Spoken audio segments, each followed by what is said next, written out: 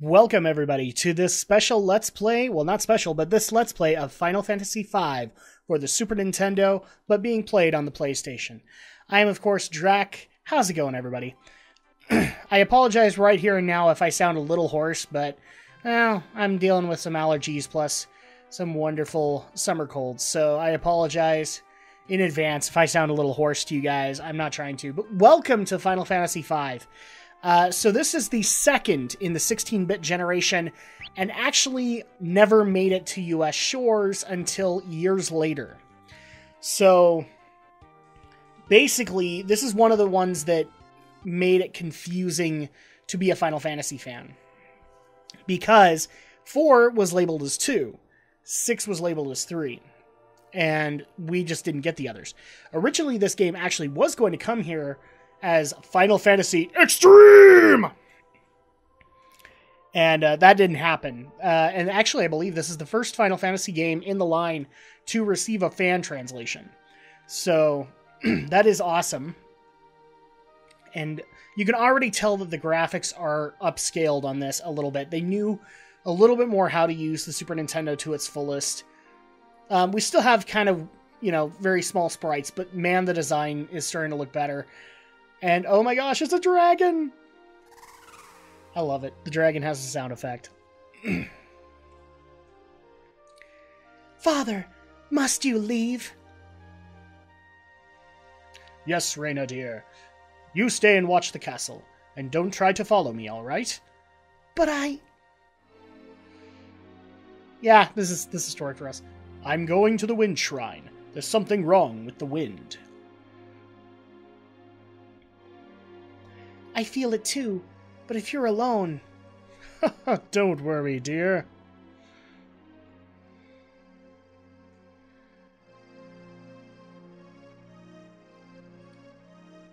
So we start off the story with there's a problem with the wind. This is actually kind of returning back to the whole crystal aesthetic. Yes, 4 had them, but 4 had a completely different way of telling it.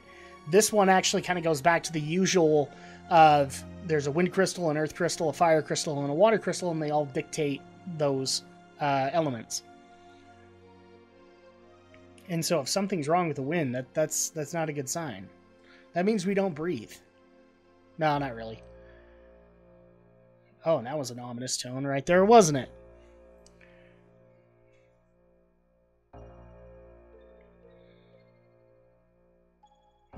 Could this be another character?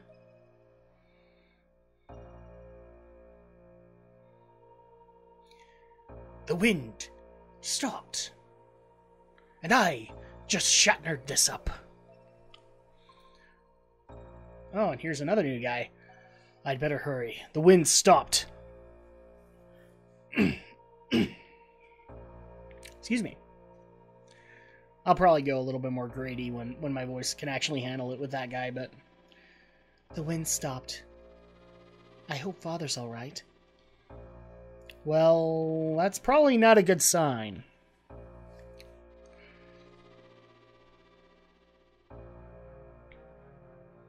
Oh, and what's this? Oh, okay, so this is the wind crystal, apparently. What in the... And what happened? Boom! Oh, jeez. We didn't do it. You guys saw it. We didn't do it. Oh, and we have a campfire scene with a chocobo! There you go. We've had our chocobo spotting very early on in this game.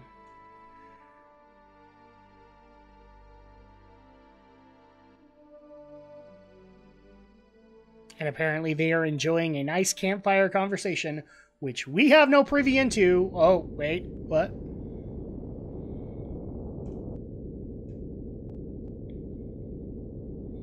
Oh, crap!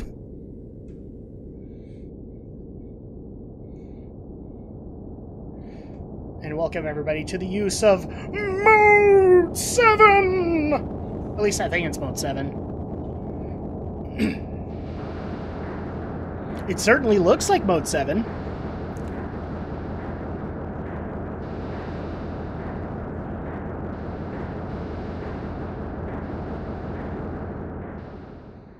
Okay, so this actually starts things off. This is the first character we get to play with his Chocobo buddy. So let's go see what happened with this whole meteorite falling. The Tycoon Meteor. Wait here, Boko. Aw, that's an appropriate name. It's Boko the Chocobo. Chocobo Pop. Oh, what's this? Well, that can't be good. Attack! So now we get to go into the battle system, and I will say that as far as look, 4 was kind of better than this one. It really looked way better, considering that was a first entry into the Super Nintendo. This one, you could see that other things look better, but the battle system, not so much.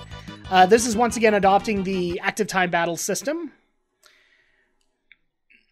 And another staple of later games is the turn counter. You all right? Yes.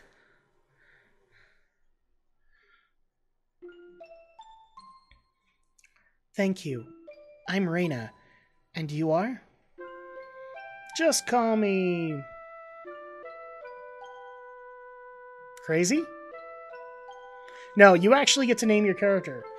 And if people remember from my first Final Fantasy game, I actually took the name of this character for my warrior, I believe. And it is Bartz. And I am a stickler for this kind of thing, so I will keep his name Bartz.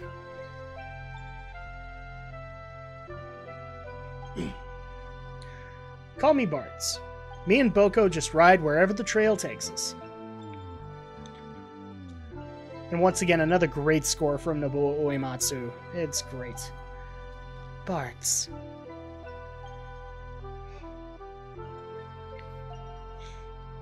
This thing just fell out of the sky. I passed out in the storm. Looks like a meteorite, even though I don't know what that would be. Meteorite? I wonder if this has anything to do with the wind. Yes, there was a wind trail behind it. Are we done being Bill Nye the Science Guy? Alright. I'd really like to do something to show my appreciation. But you see, right now I'm in a hurry.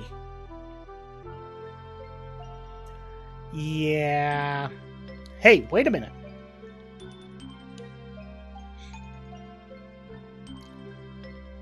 Do you hear something? Hear what?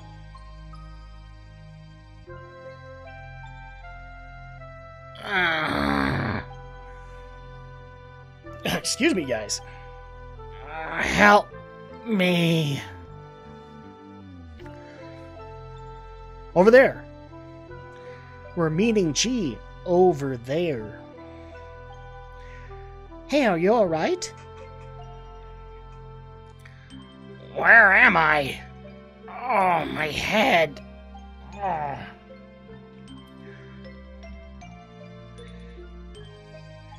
What's wrong with me? I can't remember a thing. Well, you hit your head, dude. It's probably amnesia. Even though I'm wondering how I even know what that is. Wait, I remember now. My name's Galoof. Or Galuf. And that's all. Can't remember anything else. I like making gruff-looking people sound gruff. So, deal with it. Listen, I'm really sorry about your head, but I must be going. Take some Tylenol, you'll be fine. Where to? The Wind Shrine. Okay. What are you expecting to do? Wind Shrine? I think that's where I was going too. Take me with you. But you don't remember anything. Well, I don't know.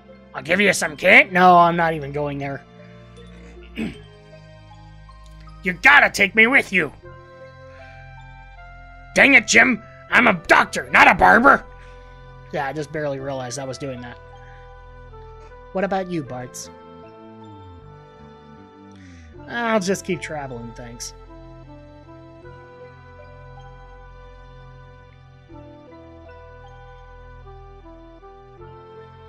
Suit yourself, I get the pretty lady! No. No on so many levels. Well, thank you again, Bartz, and goodbye. Godspeed!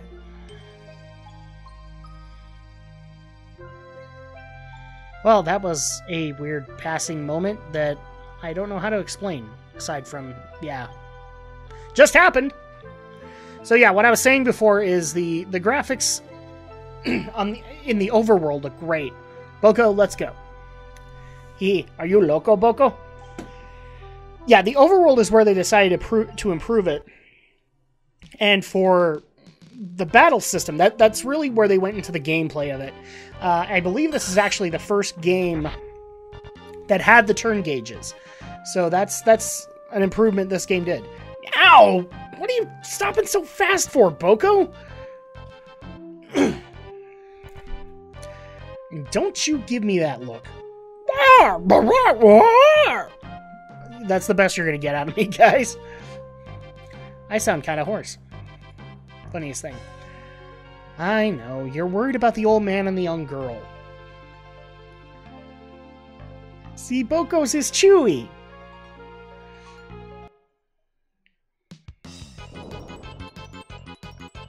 Help! Ah! Alright. Come on, Boko. Ah! I'm sorry. There you go. And now we get to have a couple of battles.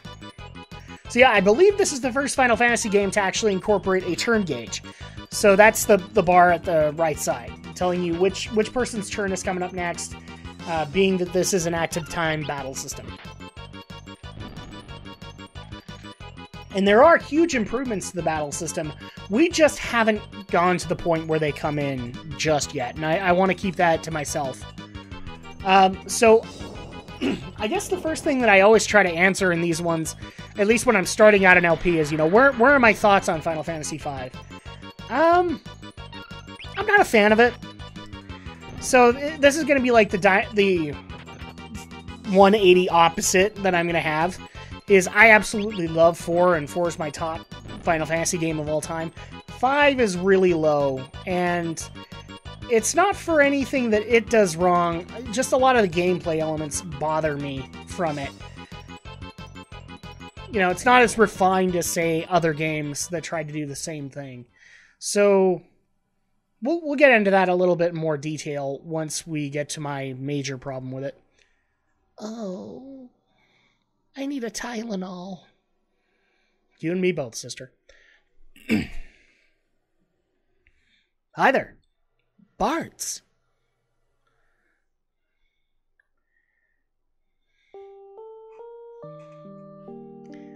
Thank you again. Forget it.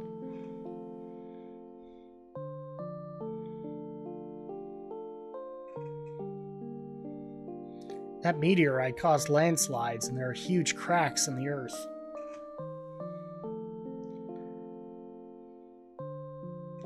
The road to Toul is completely destroyed,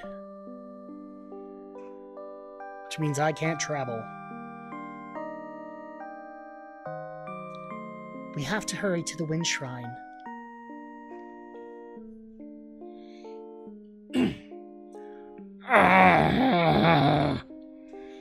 I have amnesia again. Gotta hurry. Wind Shrine. He's going?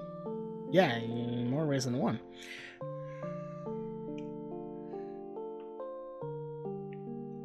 Then I think I'd better go along too. Really? My dad's dying wish was for me to travel the world. Besides, the wind's calling me. You're the last airbender? Yeah, there's gonna be lots of jokes like that, guys, so just get over it. What a bunch of crap. You know it's just because you got the hots for her. That too. That too. You could tell? Everyone could tell, bright boy. I'm sorry, everyone could tell a bright boy. And so that's one of the nice little animations they added, was laughter, emotions. But how are we going anywhere with the road out?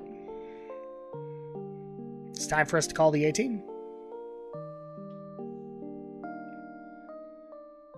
Yeah, they're pretty much clueless.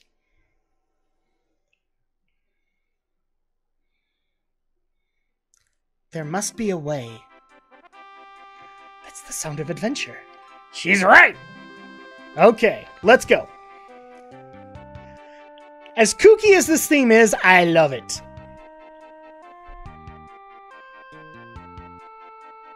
Oh, and look, Boko's going to help too.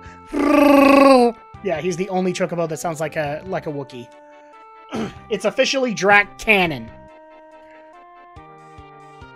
Alright, so we are now moving forward in our adventure, and we are to a mysterious cave. So what's this? I didn't know there was a cave here. Probably came out in the last quake. All those stupid spellcasters, they cast Quake. Wait here, Boko. It's dangerous ahead. And take this. It's dangerous to go alone. Take this. What? I'm sorry, I had to make the joke. So now we are kind of thrust into the world. We now have our goal, at least for the moment. We need to get to the nearest village so that we can get to the Wind Shrine. And we have 3 party members. We have Galuf, we have Bartz, and we have Arena. Now, a lot of people might wonder, how many party members can you have? Obviously, there's about enough space on the screen for one more. I believe I pointed this out. Final Fantasy IV was the one that had the largest battle party size. Spring? So that was 5, and we probably won't see numbers like that again. Most of the time, it's like 3 or 4.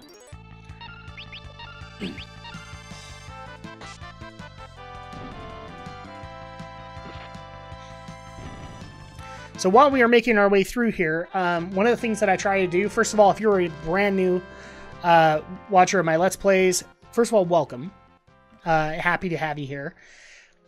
Second of all, usually what I try and do around this time in these Let's Plays is that I try to cover either current events in gaming or games that I'm trying or things that, just come off the top of my head. Believe it or not, in Final Fantasy IV, I actually was starting off my reviews of E3 2015.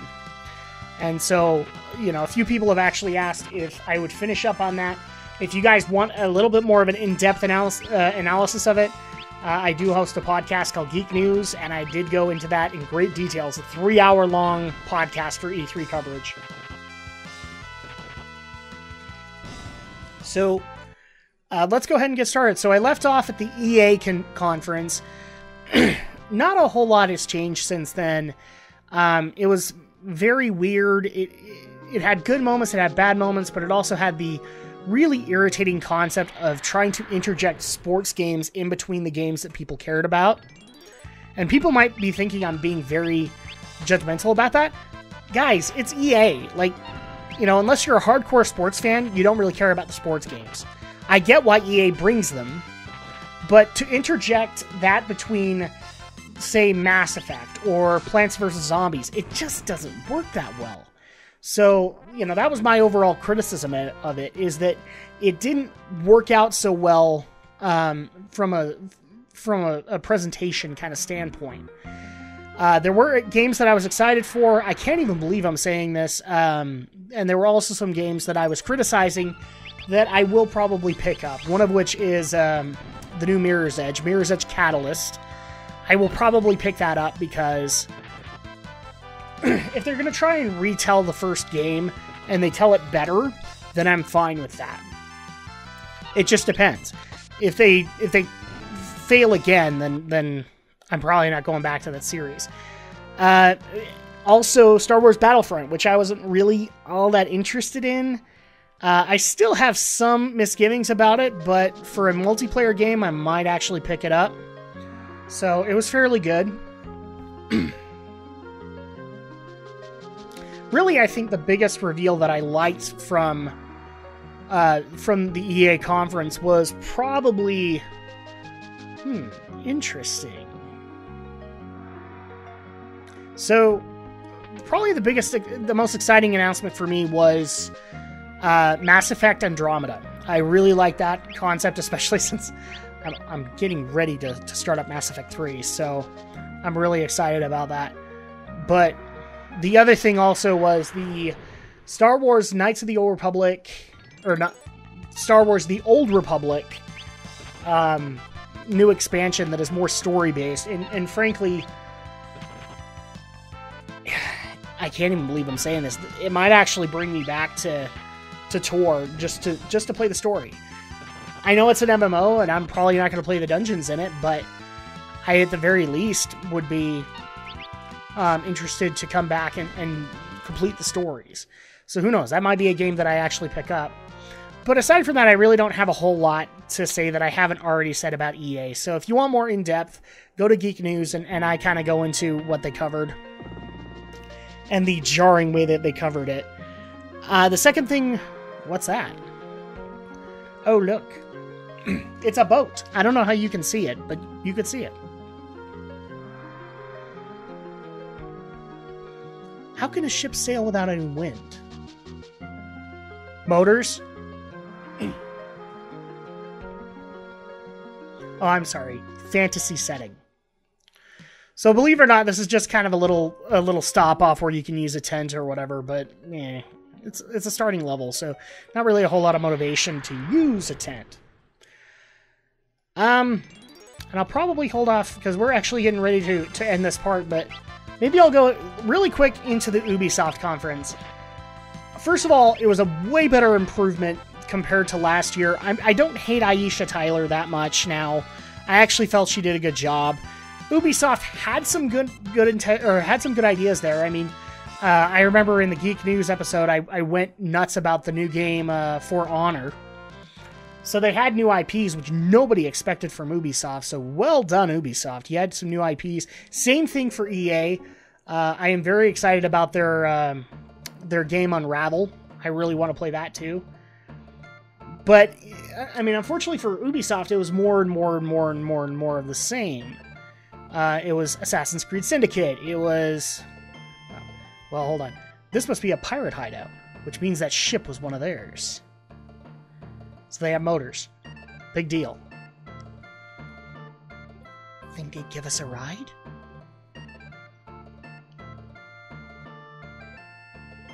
They're pirates, for Christ's sakes! What are we gonna do? Waltz on board? Yeah. Haven't you ever seen Star Wars, man?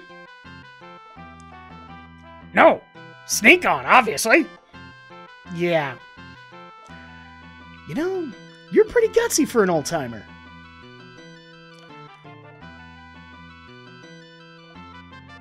Oh, look, he's laughing. Okay, that's going to go ahead and do it for this week. So I will go a little bit more into the Ubisoft conference next time. And when we get back, we are going to go further into this Pirates Hideout.